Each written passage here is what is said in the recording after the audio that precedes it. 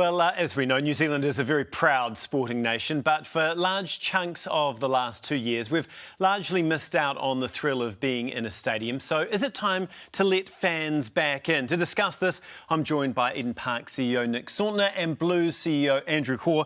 Thank you so much for joining us this morning, guys. Andrew, I'll start with you first. You've described the rules around crowds as draconian, and it's clearly time to move on. What exactly would you like to see, and how soon would you like to see it? I think pretty much we believe that we can adhere to the rules that put us on an equal stance with what Cricket World Cup has achieved, and they've done wonderfully well, and we think it's brilliant. But we'd like the same for maybe our All-Piki competition that our NIB Blues team is playing in on Sunday, but also our men's team as well. We believe that we can adhere to the rules as we've done all the way along, and can start to get crowds back in at similar, if not better levels. Nick, this Eden Park is a massive beast financially, right? How much money are you losing not having anyone in there? Every month it's costing us $500,000 of fixed costs. Our caterer is losing $230,000 a month. But just in line with your conversation earlier today, I'm an optimist. The Women's World Cup has shown that people can come back to crowds and be safe. And I think we can get to 50% capacity very quickly. We've seen the borders opening, we've seen tourism and the positivity that that's driven. And there's no question that events provide escapism, they provide employment. The businesses in Kingsland and Dominion Road, they rely on events at Eden Park, and we're just encouraging everyone to get behind this move to get people back into stadia. So if you're losing $500,000 a month, how much longer can you keep doing that? It's a really challenging time for us. We've got 3 Women's World Cups over the next 2 years.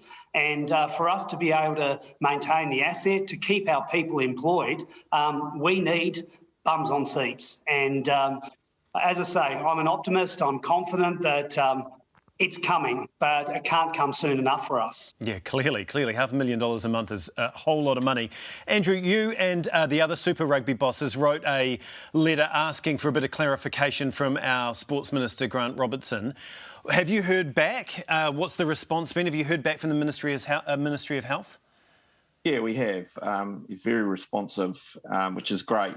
But basically, it's that it's a Ministry of Health decision, and we respect that.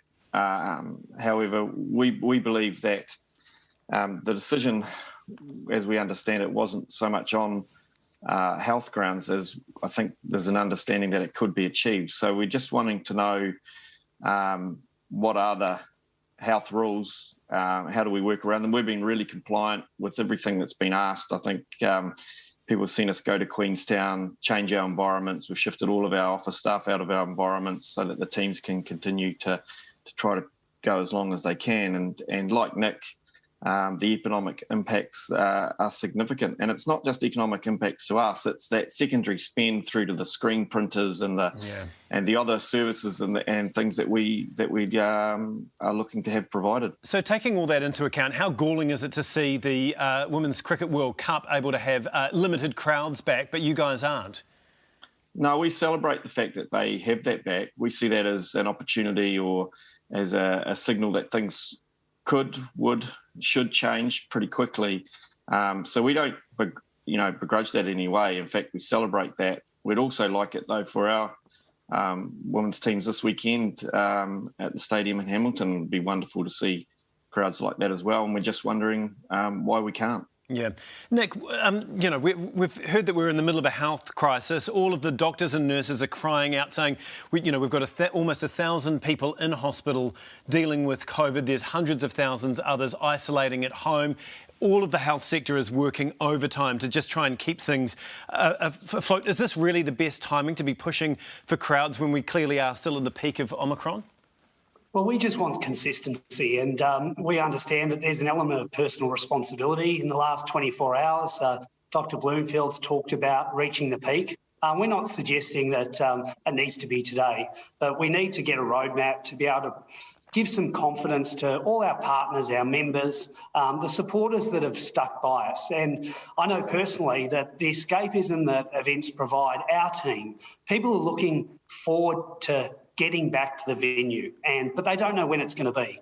We've had some massive announcements with Ed Sheeran, 660, Guns N' Roses, and the Women's Rugby World Cup later in the year. So we know it's coming.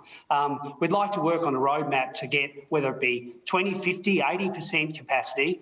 We are an open-air stadium. We're very different to a local shopping centre. We've got all the mechanisms in place, whether it be a ticket holder has a barcode with a personalised address. We know that we can isolate people in the crowds. We can do additional cleaning requirements. If need be, we can do click and collect in our catering outlets. So we want to minimise the risk, but we also know that life needs to go on. And I think the country, the team of 5 million have done an amazing job today. We led the world in our response. Now it's time for us to start rebuilding our event sector. Yeah, indeed. Andrew, I mean, the other issue here is that only one game can go ahead, one Super Rugby game can go ahead this weekend because most of the teams have COVID through them. So I guess, first of all, how many Blues players have COVID and how are they doing? And I guess it's not like you're asking for the stadiums to be opened in the next week or two when you can't even get a team on the field. Yeah, look, we believe we'll be right by next week. It's actually going to work out probably as a positive that it has gone through the teams. So we see that as not necessarily... So ultimately, the issue is going to become more significant because we will be right and ready to go. And you can see that with Moana Pacifica, that once that... once it actually has been through, that you actually have another layer of protection. So, no, we're hopeful. Some of them have, a couple of them have been hit pretty hard. Most have had moderate symptoms. All of our squad were triple vaxxed. As I said, we did everything we possibly could to comply, and we have a policy in our venue of reward what you value, and we believe that we've behaved in and around these rules and have an opportunity in the very near future to play. Andrew, it's Bernadine here. If you don't mind, I just want to quickly jump in and ask you about the crowd situation. You know, we know why we want crowds, and you've asked the Minister why we can't. What's your response been as to the why not? We know the whys. Why? What was the response? Well, that was a wee bit, from our perspective, vague, but it's largely still to do with groups of people being together, and so that's where we're sort of at a loss, if I'm honest, with regard to how we can't, if it was even 20%, as Nick alluded to, in a stadium of 45,000 plus, sitting outside, that we could spread is exactly, it's the same rules, and that's where it sits at this stage. That's what's incredibly frustrating.